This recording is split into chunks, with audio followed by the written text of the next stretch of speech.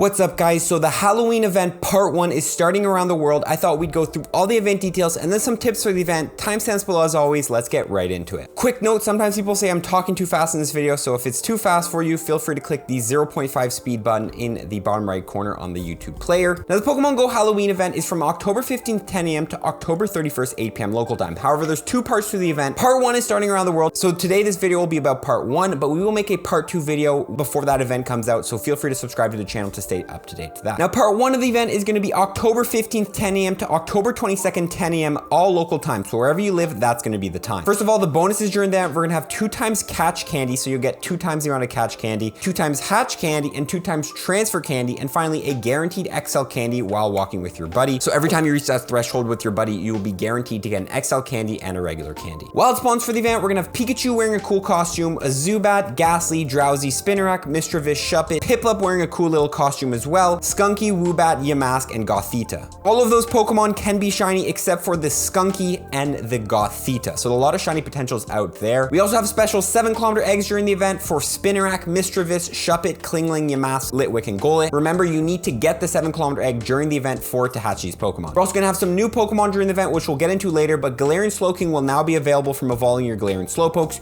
and there's going to be 3 new costume Pokemon, the Pikachu, the Piplup, and the Drifblim with the hat, and all 3 of them can be encountered shiny. We also have new shiny Pokemon during the event, so shiny Spinarak will now be available in the wild, which you can evolve into shiny Gyarados, and of course those 3 shiny costumes. We also have some special 1-star raids during the event, so we have Galarian Slowpoke, Murkrow, Scraggy, Yamask, and Esper. The 3-star raids are going to be a Lonely Raichu, Sableye, Banette, and Drifblim. 5-star raids right now we have Giratina in altered form, and Mega raids is going to be Mega Gengar. All the raid bosses can be shiny except for Galarian Slowpoke, Scraggy, Esper, and Banette, but there's a lot of shiny potentials in here for the raids. We have some special field research during the event as well, so catch 9 Pokemon can either get you a Drowsy or a Gothita encounter. Catch 5 ghost types can get you a Pikachu or a Piplup, both with the costume. Catch 15 ghost type Pokemon will get you a Drifblim. Catch 15 ghost type Pokemon can get you a Galarian Yamask if you don't have that Pokemon yet. Make 3 curveball throws will get you a Spinarak. Send 3 gifts will get you a Zubat, and spin 3 Pokestops or Gym will get you a Spinarak encounter, and spin 7 Pokestops or Gyms will get you 1 rare candy. So plenty of good research to get after. We also have exclusive timed research during the event. So this is going to be a one-time research which you have to complete during the event. The tasks are battle in the Go Battle League for a Sableye encounter, battle in the Go Battle League 5 times for a Yamask encounter, win a battle in the Go Battle League for a Frillish encounter, win 4 battles in the Go Battle League for an Umbreon encounter, and win 7 battles in the Go Battle League for a Galarian Yamask encounter, which gets you 15 Yamask candy, 15 Sableye candy, and 50 Scraggy candy. Looks like there's a lot of research here that is forcing trainers to battle in the Go Battle League, so it's kind of unfortunate for people who don't like doing PvP, but if you want to complete this time research, you're going to have to do some battles. We also have the next page of the Misunderstood Mischief research coming out, so the tasks for page 9 are going to be make 3 nice curveball throws to get you 20 Slowpoke candy, transfer 30 Pokemon to get you a Galarian Slowpoke encounter, evolve a Slowpoke to get you 1990 XP, which will get you a Shed Ninja encounter, 5 max potions, and 40 Mega Slowbro energy.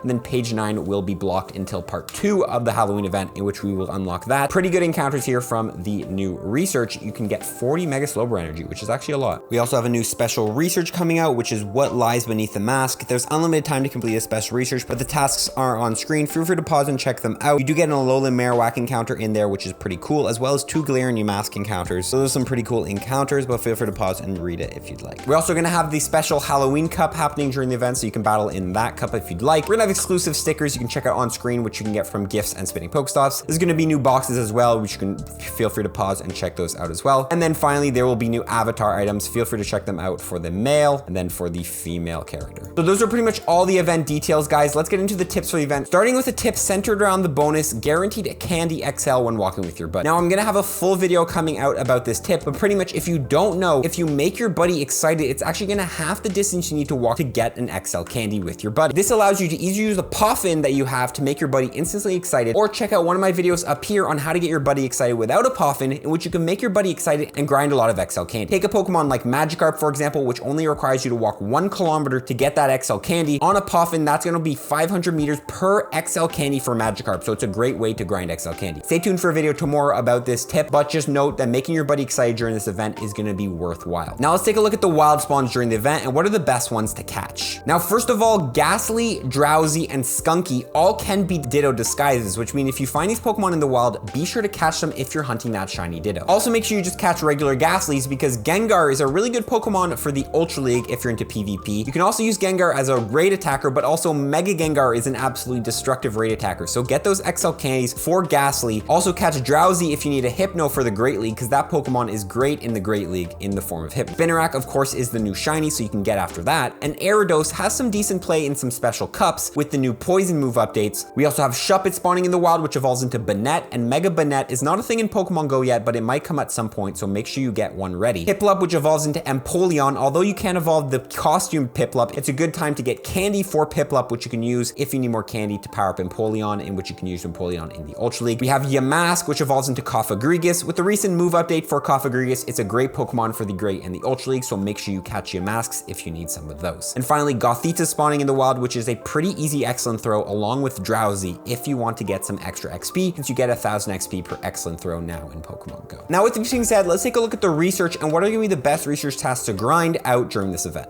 Specifically, the make 3 curveball throws in a row and spin 3 Pokestops or gyms will encounter you with Spinarak, so if you're hunting that new shiny Spinarak, those are the tasks you're going to want to look after. But also, the catch 15 ghost type Pokemon can get you a Drifblim or a Yamask encounter. Now, the Yamask one is decent because you can get extra candies for the regular version of Yamask if you need those for Cofagrigus, but Drifblim encounter is the one we really want to be looking at. Not only will those Drifblims get you a guaranteed XL candy in case you do want to use Drifblim in the Ultra League, since you do need that Pokemon near level 50 to use it in the Ultra League, but also if you actually run from the Drifblim encounters, you can stack them in your stack task. Since Drifblim is a tier 2 Pokemon, it'll get you 300 Stardust per catch, and you can hold on to those Pokemon for double or triple catch Stardust events in the future, in which you can catch them and get some extra Stardust. Before I move on from research though, there is a secret research task which you guys need to make sure you're keeping during this event. All through October, we've had the catch 18 ghost type Pokemon or catch 18 dark type Pokemon task for a Spiritomb. Now Spiritomb can be shiny, and this Pokemon is normally only encounterable through the month of October, so make sure if you find this task, keep it, and there are plenty of ghost type Pokemon and even dark type Pokemon spawning during this event, so it's going to be very easy to complete these tasks. So if you do see these tasks, keep them. That's just another tip for field research. Now let's talk about raids. There's a bunch of raids going down during the event. What are the best ones to do? As far as the 1-stars go, we have Galarian Slowpoke, which you can catch if you need one for the new Galarian Slowking. I'm going to talk about if that new Galarian Slowking is any good in a bit. Scraggy is a good Pokemon to raid because Scrafty is good in the Great and the Ultra League, and if you need XL candies for that Pokemon, it doesn't hurt to raid it. Like, we also have Yamask, but Yamask is going to be spawning in the wild, so probably not worth it to raid. As far as 3-star raids go, we have Sableye, which is going to be a really good raid for a lot of people. It's unfortunate it's not spawning in the wild this event, but you can still raid for Sableye. Sableye does have a Mega in the future, but specifically right now, you want to get Sableye so you can get those XL candies and you can invest those into your purified Great League Sableyes. Sableye is a complicated Pokemon to run for the Great League, but pretty much you want low attack, high defense, high stamina,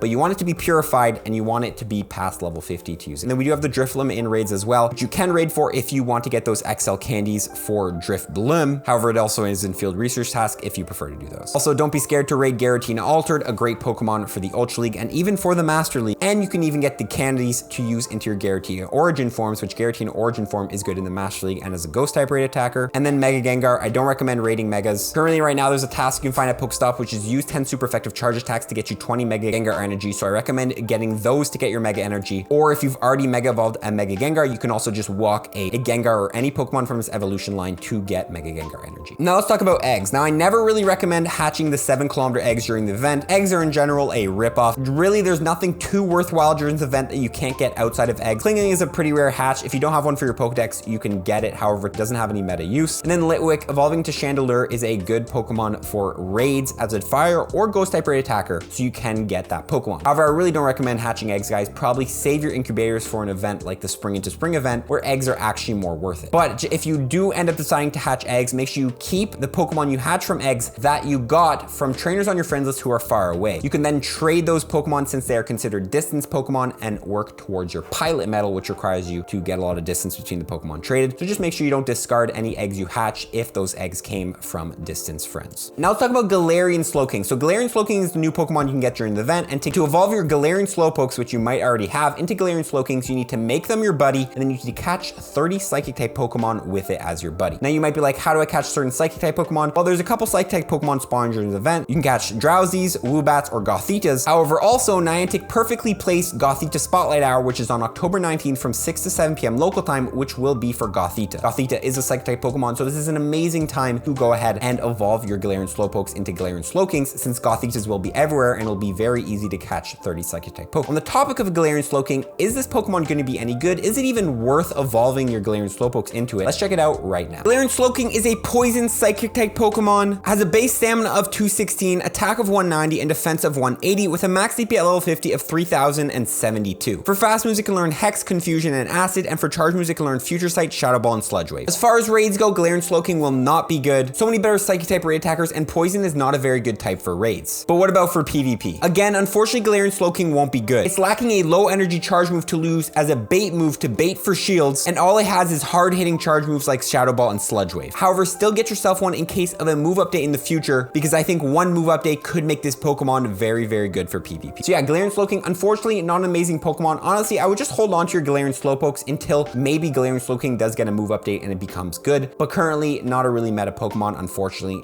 Now let's talk about Mega Pokemon. If you don't know, if you Mega Evolve a Pokemon during the event, any Pokemon you catch is the same type as that Mega, you will get a bonus candy. So there's a lot of Ghost type Pokemon and Poison type Pokemon spawning during this event, so it's an amazing time to Mega Evolve Gengar. If you're going out and you know you're gonna grind a lot of Pokemon and do a lot of catches, don't be scared to Mega Evolve a Mega Gengar, because pretty much these wild spawns right here, you'll be getting one bonus candy for. You can also Mega Evolve Mega Slowbro, since there is 3 Psychic type Pokemon spawning in the wild, and if you're in need of more Psychic type candy for these Pokemon, you can do that. But I really recommend Mega Evolving a Gengar if you're going out to grind a lot of catches. Finally, let's talk about some medal tips for the event. If you don't know, to get from level 48 to 49, you need 35 platinum medals. You might be like, well, I'm so far from that. Well, you'd be surprised on how hard it is to get platinum medals. So let's go through some that you can grind during this event if you want to get a head start. First of all, the Hex Maniac medal requires you to catch 2,500 Ghost types. Of course, Ghost types will be ever in the wild, so a great time to do that. As well as the Psychic medal, which is the same thing, but for Psychic type Pokemon, you can get after that if you need that as well. We also have the Pikachu Fan medal, requires you to catch 1,000 Pikachus. Now we're gonna have the costume Pikachu in the wild, so it's a great time to go ahead and complete this medal. And if you don't know, if you get your friend to catch Pikachus and you catch Pikachus, you guys can actually trade those Pikachus and it'll keep adding a value towards this medal. So you don't actually have to catch Pikachus to get this medal, you can trade them as well. Now I also want to touch on the Scientist medal, which requires you to evolve 2,000 Pokemon. Now Ghastly is going to be spawning in the wild. If you don't know, if you trade either a Ghastly or a Haunter, when you go ahead to evolve the Haunter into the Gengar, it's going to be completely free because it's considered a free trade evolution Pokemon. So what you can do during this event is you can catch a bunch of Ghastlies, get your friend to catch a bunch of Ghastlies, go ahead and mirror trade those Ghastlies, and then you can virtually evolve Ghastly 2 times for 25 candies, which is going to be 12.5 candies per evolve. Not only be you getting 1 value towards your Scientist medal, which requires you to evolve 2,000 Pokemon, but also you could be getting high CP Gengars for virtually 25 candies. So make sure you go ahead and keep your Ghastlies and trade them during this event. Finally, the Rising Star medal requires you to defeat 150 species of Pokemon in raids. I recommend you guys take a look at the raid roster for this event and try to think to yourself, have you ever raided each one of these Pokemon? Whichever Pokemon you haven't ever raided before yet, raid it so you can get another value towards your Rising Star medal, since you do have to get 150 different species of Pokemon. With that being said, guys, that's pretty much all my tips for the event. As you guys know, I am not a perfect human being, so I'm sure I missed some tips, so please feel free to comment below any tips I might have missed, and also check the pinned comments below for any updated information, since all the info is not out at the time I'm currently making this video. Really appreciate y'all watching. We're gonna see you in the next one. Follow for more tips, baby.